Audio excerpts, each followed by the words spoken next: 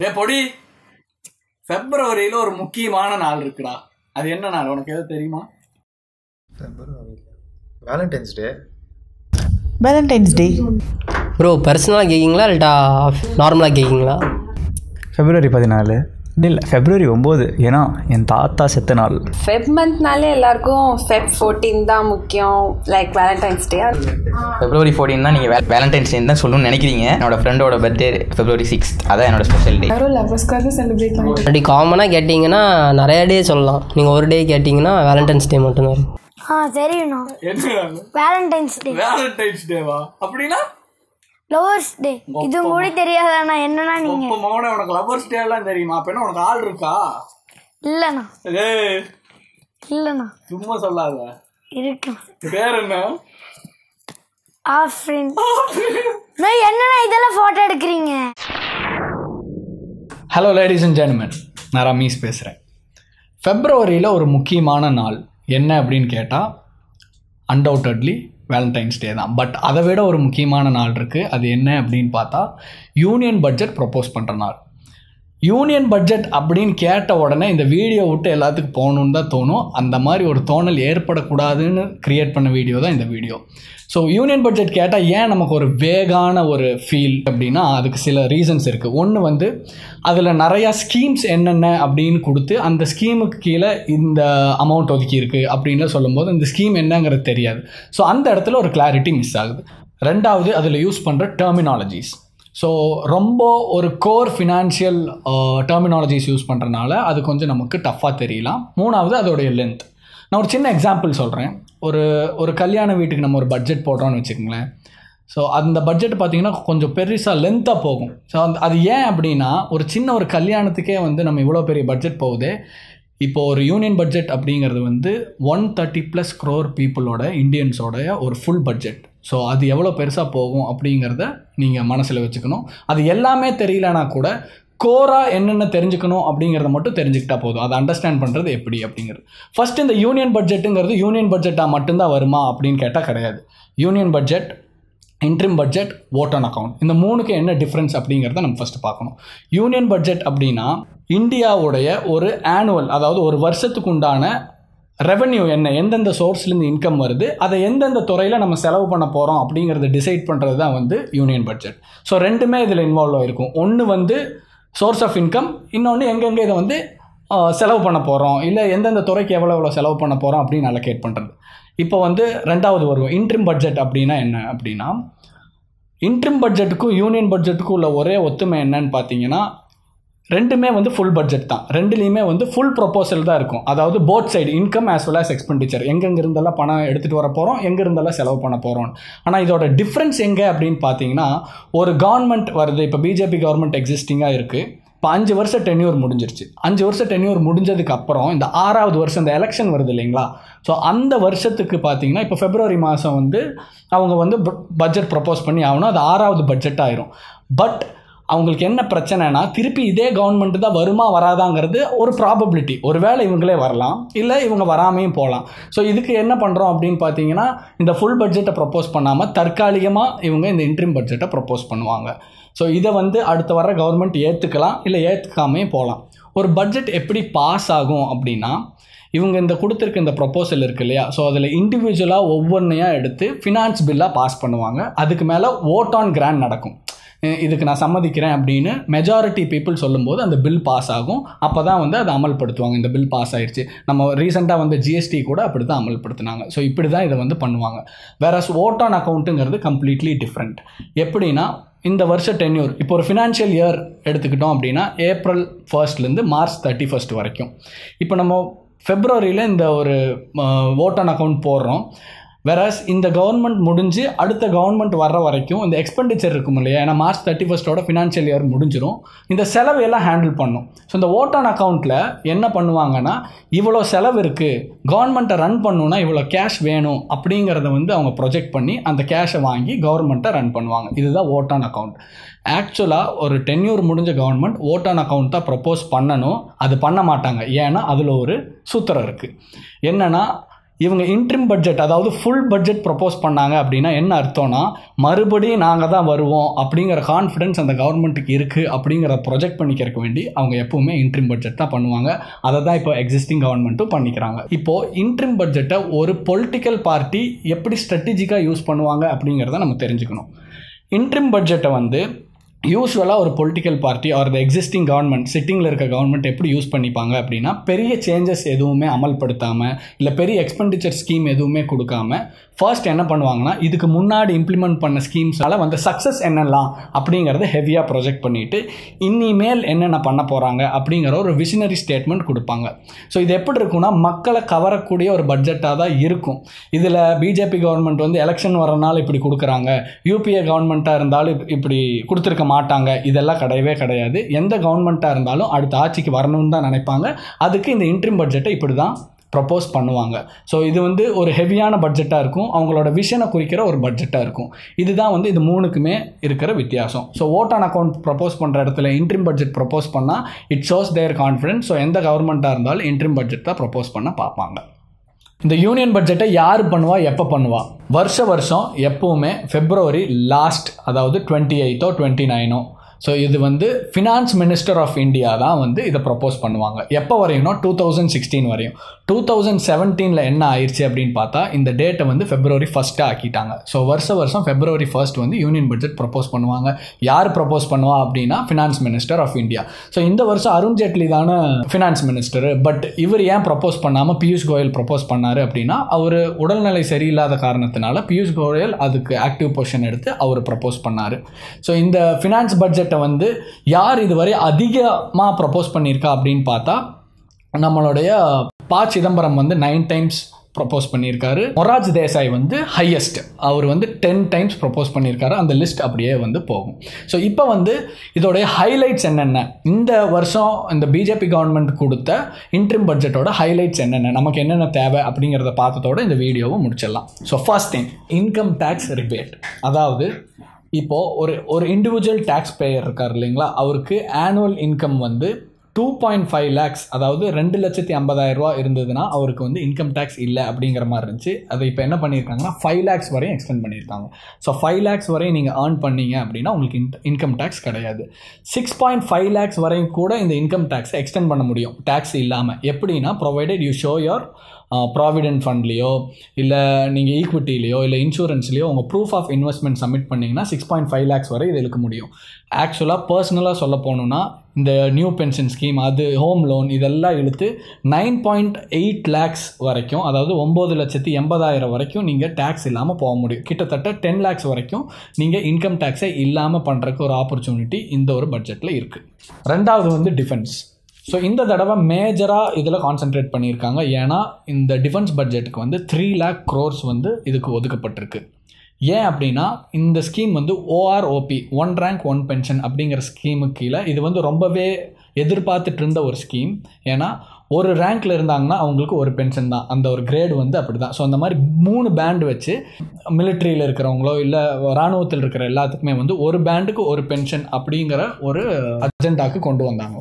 So இதில் என்ன பண்ணியிருக்காங்கன்னா 3 lakh crores வரையும் அவங்களுக்கு ஒதுக்கப்பட்டு, இது எப்படின்னா ஹை ரிஸ்க் இருக்கிற ஏரியாஸில் சோல்ஜர்ஸ் போட்டிருப்பாங்க இல்லையா, அவங்களுக்கு வந்து சம்பள உயர்வு. ஸோ அதுக்கு தான் வந்து இந்த பட்ஜெட் போட்டிருக்காங்க. இதை ஏன் பர்சனலாக வரவேற்கலாம் அப்படின்னா, நம்ம இங்கே நிம்மதியாக இருக்கோம் அப்படின்னா அதுக்கு காரணம் வந்து நம்ம இராணுவ வீரர்கள் வந்து நம்ம எல்லைகளில் சண்டை போடுறது தான். ஸோ அவங்கள வந்து உண்மையிலேயே அவங்களுக்குன்னு தனியாக இவ்வளோ பெருசாக ஒதுக்குனது வந்து இட்ஸ் அ ஹம்பிள் திங். மூணாவது வந்து pension for unorganise sector. So இவ்வளோ நாள் வந்து அன்ஆர்கனைஸ் செக்டருக்கு ஒரு பென்ஷனுங்கிற ஸ்கீமே இல்லை, புதுசாக இவங்க இப்போ தான் ப்ரப்போஸ் பண்ணியிருக்காங்க. ஆர்கனைஸ் செக்டருக்கு எப்படி வேலை செஞ்சுட்டு இருந்தது அப்படின்னு பார்த்தீங்கன்னா, இப்போ ஒரு சம்பளம் வாங்குறீங்க அப்படின்னா இதில் நீங்கள் வந்து 12% உங்கள் சம்பளத்தில் 12% நீங்கள் பிஎஃப்க்கு கொடுப்பீங்க. ஸோ எம்ப்ளாயர் நீங்கள் எந்த கம்பெனியில் வேலை செய்கிறீங்களோ அவங்களும் 12% ஈக்குவல் அமௌண்ட் கொடுத்து அந்த அவங்க கொடுக்குற 12%ல் 8.33% வந்து உங்களுக்கு பென்ஷனாக போகும். அதுதான் நமக்கு வயசாகும்போது கிடைக்கிற பென்ஷன். ஸோ இப்போ இது அன்ஆர்கனைஸ்க்கு என்ன பண்ணியிருக்காங்க அப்படின்னா 40 வயசுக்கு கீழே இப்போ இருக்கிறவங்க வந்து இந்த ஸ்கீமில் வந்து ஜாயின் பண்ணலாம். ஸோ இந்த ஸ்கீமில் என்ன ஆகும் அப்படின்னா அவங்க மந்த்லி 100 rupees கொடுத்தா போதும், மிச்சம் இருக்கிறத கவர்மெண்ட் கொடுத்து அவங்களுக்கு 60 வயசு ஆகும்போது இந்த பென்ஷன் மூலிமா, இந்த பென்ஷன் ஸ்கீம் மூலிமா அவங்களுக்கு மந்த்லி 3,000 rupees கிடைக்கிற மாதிரி பண்ணியிருக்காங்க. ஸோ எனி எம்ப்ளாய்மெண்ட், அதாவது அன்ஆர்கனைஸ் செக்டரில் இருக்கிறவங்க இதோட லிமிட் எவ்வளோனா 15,000 rupeesக்குள்ளே இருக்கிறவங்களுக்கு இது வந்து கிடைக்கும். 4வது direct income support for farmers. ஃபார்மர்ஸ்க்கு இது எவ்வளோ தூரம் பிரயோஜனமாக இருக்குது அப்படின்னு பார்த்தா 2 ஹெக்டேக்கர், 1 ஹெக்டேக்கர் அப்படின்னா கிட்டத்தட்ட 2.5 ஏக்கர். ஸோ 2 ஹெக்டேக்கர் அப்படின்னா 5 ஏக்கருக்கு உள்ளே வச்சுருக்கிற ஃபார்மர்ஸோ ஃபார்ம்லேண்ட் ஓனர்ஸ்க்கோ 6,000 rupees ஆனுவலாக, வருஷத்துக்கு 6,000 ரூபா வந்து கவர்மெண்ட் வந்து கொடுக்குறாங்க. ஸோ இதில் எப்படி இது வரப்போகுது அப்படின்னா ஈக்குவல் இன்ஸ்டால்மெண்ட்ஸ், அதாவது இந்த 6,000 ரூபாய் வந்து 3ஆக பிரித்து 2,000 வந்து டைரெக்டாக இந்த ஃபார்மர்ஸோடைய ஜன்தன் அக்கௌண்ட்டுக்கு இந்த அமௌண்ட் வந்து கிரெடிட் ஆயிரும். இப்போ இதில் இருக்கிற சர்ச்சையே என்ன அப்படின்னா அப்போசிஷன் கவர்மெண்ட் என்ன சொல்கிறாங்க அப்படின்னா இந்த ப்ரெசென்ட்டாக இருக்கிற கவர்மெண்ட் வந்து இந்த எலெக்ஷனுக்குள்ளேயே இந்த ஃபர்ஸ்ட் இன்ஸ்டால்மெண்ட் இருக்குல்ல அந்த 2,000 rupees இதை வந்து டெபாசிட் பண்ணலாம் அப்படின்னு அவங்க ஒரு முடிவு எடுத்திருக்காங்க.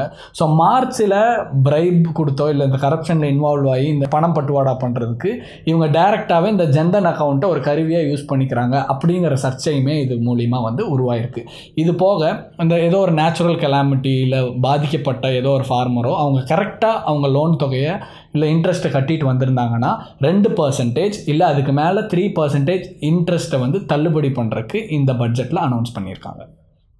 5வது கிராஜுவிட்டி லிமிட்டை எக்ஸ்டெண்ட் பண்ணியிருக்காங்க. கிராஜுவிட்டி லிமிட் அப்படின்னா லேபர் லா படி ஒரு கம்பெனியில் நீங்கள் 5 வருஷம் இருந்தால் மட்டுமே நீங்கள் கிராஜுவிட்டிக்கு எலிஜிபிள். ஸோ இதை எக்ஸ்டெண்ட் பண்ணுறதுனால என்ன அப்படின்னா 2 சினாரியோ எடுத்துக்கலாம். ஒன்று வந்து ஒரு எக்ஸாம்பிளுக்கு நீங்கள் 6 வருஷமோ 7 வருஷமோ ஒரு கம்பெனியில் ஒர்க் பண்ணியிருக்கீங்கன்னு வைங்களேன், உங்கள் கிராஜுவிட்டி அமௌண்ட் எவ்வளோ அப்படிங்கிறத நீங்கள் வெளியே போகும்போது கால்குலேட் பண்ணுறதுக்கு ஒரு ஃபார்முலா இருக்குது. ஸோ அது பண்ணும்போது எக்ஸாம்பிளுக்கு ஒரு 8 லட்சமோ இல்லை 10 லட்சமோ வருது அப்படின்னா இந்த கிராஜுவிட்டி லிமிட் வந்து 10 lakhs தான் அப்படின்னா உங்களுக்கு அதுக்குள்ளே வந்துச்சுன்னா அந்த அமௌண்ட் கிடைக்கும். இது எக்ஸீட் ஆச்சு, ஒருவேளை நீங்கள் ஒரு 15 வருஷம் அதில் ஒர்க் பண்ணியிருக்கீங்க அந்த கம்பெனியில், இப்போ வெளியே வரீங்க அப்படின்னா அந்த ஃபார்முலா போட்டு உங்களுக்கு 16 lakhs 17 lakhs கிராஜுவிட்டி அமௌண்ட் வருது அப்படின்னா இப்போ இந்த லிமிட் 10 lakhs தான் ஃபஸ்ட் இருந்தது. அப்போது 15 lakhs உங்களுக்கு கால்குலேஷனில் காட்டினாலுமே லிமிட் வந்து 10 lakhsங்கிறனால அந்த 10 lakhs மட்டும்தான் உங்களுக்கு கிடைக்கும். இப்போ என்ன பண்ணியிருக்காங்க அப்படின்னா அதை 30 lakhs வரையும் எக்ஸ்டெண்ட் பண்ணியிருக்காங்க. ஸோ சேலரிட் எம்ப்ளாயீஸ்க்கு வந்து இது ஒரு பெனிஃபிஷியலான ஒரு ஸ்கீமாக இருக்கும். 6வது interest subvention on MSME loans. இந்த எம்எஸ்எம்இ அப்படின்னா குறு சிறு தொழில், இந்த ஹேண்ட்லூம் அதெல்லாம் பண்ணுவாங்க இல்லைங்களா. ஸோ எல்லா குறு சிறு தொழிலுமே வந்து எம்எஸ்எம்இ கீழே கேட்டகரைஸ் ஆகும். இவங்களை பார்த்தீங்கன்னா இவங்க தான் வந்து நம்ம நாட்டுடைய முதுகெலும்பே. ஸோ இவங்க எப்படி ப்ரொஜெக்ட் பண்ணியிருக்காங்க அப்படின்னா இப்போ ஃபார் எக்ஸாம்பிள் நீங்கள் எம்எஸ்எம்இயாக ஜிஎஸ்டி கீழே ரெஜிஸ்டர் பண்ணியிருந்தீங்க அப்படின்னா அதில் ஒரு எக்ஸாம்பிளுக்கு ஒரு 1 crore லோன் எடுத்திருந்தீங்க அப்படின்னா உங்களுடைய இன்ட்ரெஸ்ட்டில் 2% வந்து எம்எஸ்எம்இ லோனில் தள்ளுபடி பண்ணுறதுக்கு இந்த ஸ்கீம் வந்து ஒரு ஆப்பர்ச்சுனிட்டி கொடுத்துருக்காங்க. 7வது simplification of direct tax system. So உங்கள் இன்கம் டேக்ஸோ இல்லை இன்கம் டேக்ஸ் ரிட்டர்னோ வந்து ஈஸியாக ஃபைல் பண்ண முடியும். இன்கம் டேக்ஸ் ரிட்டர்ன்னா என்ன அப்படின்னா நம்ம இன்கம் டேக்ஸ் ஃபைல் பண்ணுறோம். எக்ஸாம்பிளுக்கு நம்ம 5 lakhs வரையும் நமக்கு டேக்ஸ் இல்லை அப்படின்னு பார்த்தோம் இல்லையா. ஸோ இந்த 6.5 lakhs வரைக்குமே அதை டேக்ஸ் இல்லாமல் பண்ண முடியும் அப்படின்னு சொல்லியிருந்தோம். ஆனால் இதை எப்படி ஹேண்டில் பண்ணுவாங்க அப்படின்னா நீங்கள் 6.5 இல்லை 6 lakhs இருந்தாலுமே அந்த எக்ஸ்ட்ரா இருக்கிற 1 lakh இல்லை 1.5 lakhs வந்து நீங்கள் அதாவது நம்ம டேக்ஸ் வந்து கட்டிட்டு தான் இருக்கணும். So end of the financial year அதுக்கு வந்து நீங்கள் ப்ரூஃப் சப்மிட் பண்ணுவீங்க. நான் இந்த ஈக்விட்டியில் வந்து இவ்வளோ இன்வெஸ்ட் பண்ணியிருக்கேன், இந்த இன்சூரன்ஸில் வந்து நான் இவ்வளோ இன்வெஸ்ட் பண்ணியிருக்கேன், இப்படின்லாம் நீங்கள் காட்டும்போது அந்த டேக்ஸை வந்து உங்களுக்கு ரிட்டர்ன் பண்ணிடுவாங்க. இதை தான் வந்து நம்ம இன்கம் டேக்ஸ் ரிட்டர்ன் அப்படின்னு சொல்லுவோம். இதை சிம்பிளிஃபை பண்ணுறதுக்கு இவங்க எப்படி ப்ரப்போஸ் பண்ணியிருக்காங்கன்னா 24 hours வந்து உங்களுக்கு எல்லாமே income tax plus income tax return வந்து இமீடியட்டாகவே வந்து ப்ராசஸ் ஆயிரும். இது போக டவுன் த லேன் அதாவது 5 வருஷத்தில் வந்து எல்லாமே வந்து எலக்ட்ரானிக்காக பண்ண போகிறாங்க. இப்போ ஒரு இன்கம் டேக்ஸ் பேயர் வராரு அப்படின்னா அதுக்கு ஆஃபீஸரும் வருவார், அவங்களுக்குள்ள தான் டிஸ்கஷன் நடக்கும். இதனால் என்னன்னா கரப்ஷன் நடக்கிறதுக்கு அதிக பாசிபிலிட்டிஸ் இருக்குது, நடந்துட்டு தான் இருக்குது. அப்படிங்கிற ஒரு காரணத்தினால இவங்க என்ன பண்ணியிருக்காங்கன்னா எல்லாத்தையுமே எலக்ட்ரானிக்கலாக பண்ணிடுறாங்க. இதனால் என்ன ஆகுதுன்னா நான் ஒரு இன்கம் டேக்ஸ் பேயர் எனக்கு வர ஆஃபீஸருக்கும் எனக்கும் தொடர்பே இருக்காது, எல்லாமே ஆன்லைனில் நடக்கும். So corruption will get reduce. இதைத்தான் வந்து இவங்க இப்போ ப்ரப்போஸ் பண்ணியிருக்காங்க. 8th வந்து சேஞ்சஸ் இன் ஸ்டாண்டர்ட் டிடக்ஷன். இந்த ஸ்டாண்டர்ட் டிடக்ஷன் அப்படின்னா எக்ஸாம்பிளுக்கு எனக்கு 5,50,000 சேலரி அப்படின்னா நான் வந்து இந்த 5 lakh டேக்ஸ் ப்ராக்கெட்டில் வரல. ஸோ இப்போ நான் என்ன பண்ணலாம் அப்படின்னா ஸ்டாண்டர்ட் டிடக்ஷனில் இந்த அமௌண்ட்டை காட்டலாம், இந்த பாக்கி இருக்கிற அமௌண்ட்டை காட்டலாம். ஸோ ப்ரீவியஸாக எவ்வளோ இருந்ததுன்னா 40,000 இருந்தது. ஸோ இந்த 40,000 நான் ஸ்டாண்டர்ட் டிடக்ஷனில் காட்டி மிச்சம் இருக்க 10,000க்கு மட்டும்தான் எனக்கு டேக்ஸ் இருக்கும். ஸோ இப்போ என்ன பண்ணியிருக்காங்கன்னா அந்த 40,000 வந்து 50,000 மாற்றிருக்காங்க. ஸோ இப்போ 5,50,000 இருந்தால் கூட எனக்கு இந்த 50,000 ஸ்டாண்டர்ட் டிடக்ஷனில் காட்டி நான் 5 lakhs டேக்ஸ் ப்ராக்கெட்டுக்குள்ளேயே வந்துடுவேன். ஒரு எக்ஸாம்பிளுக்கு ஒரு 6 lakhs இருந்தது அப்படின்னா 5,50,000 வரைக்கும் நான் டேக்ஸ் எல்லாம் பண்ணி மிச்சம் இருக்க 50,000க்கு மட்டும் நான் வந்து டேக்ஸ் பே பண்ணுற மாதிரி வரும். Provided I don't show any proof of investment. நான் எங்கேயுமே இந்த ப்ரூஃப் ஆஃப் இன்வெஸ்ட்மெண்ட் காட்டல அப்படின்னா இந்த ஸ்கீமை வந்து நான் இப்படி யூஸ் பண்ணிப்பேன். 9th வந்து changes in TDS, tax deducted at source. அப்படின்னா நம்ம போய் பேங்க்லேயோ இல்லை போஸ்ட் ஆஃபீஸ்லையோ ஒரு குறிப்பிட்ட அமௌண்ட் டெபாசிட் பண்ணுறோம். ஸோ அதுக்கு நமக்கு இன்ட்ரெஸ்ட் ஏர்ன் பண்ணுவோம் அதில். ஸோ அந்த இன்ட்ரெஸ்ட்டை கொடுப்பாங்க. ஸோ யூஸ்வலாக பேங்க்ஸோ இல்லை போஸ்ட் ஆஃபீஸோ என்ன பண்ணுவாங்கன்னா நம்ம இன்ட்ரெஸ்ட் ஏர்ன் பண்ணியிருக்கோம் இல்லையா, அதில் அந்த ப்ராஃபிட் அந்த இன்ட்ரெஸ்ட் வந்து நமக்கு ஒரு டேக்ஸ், அதில் ஒரு டேக்ஸ் போடுவாங்க நமக்கு. ஸோ இதைத்தான் வந்து டிடிஎஸ்னு சொல்லுவாங்க. என்ன பண்ணுவாங்கன்னா அந்த ஒரு டேக்ஸை வந்து நீ கவர்மெண்ட்டுக்கு பே பண்ண வேண்டாம், நாங்களே வந்து உன் சார்பாக கவர்மெண்ட்டுக்கு பே பண்ணிடுறோம் அப்படின்னு அந்த சோர்ஸ், அதாவது அவங்க இருந்தானே நமக்கு அந்த இன்ட்ரெஸ்ட் வருது. ஸோ அந்த சோர்ஸ்லேயே வந்து அந்த டேக்ஸை வந்து அவங்க டிடெக்ட் பண்ணிடுவாங்க. ஸோ இது வந்து 10,000 வரை இந்த லிமிட் இருந்தது. இப்போ என்ன பண்ணியிருக்காங்கன்னா இதை 40,000 வரையும் பண்ணியிருக்காங்க.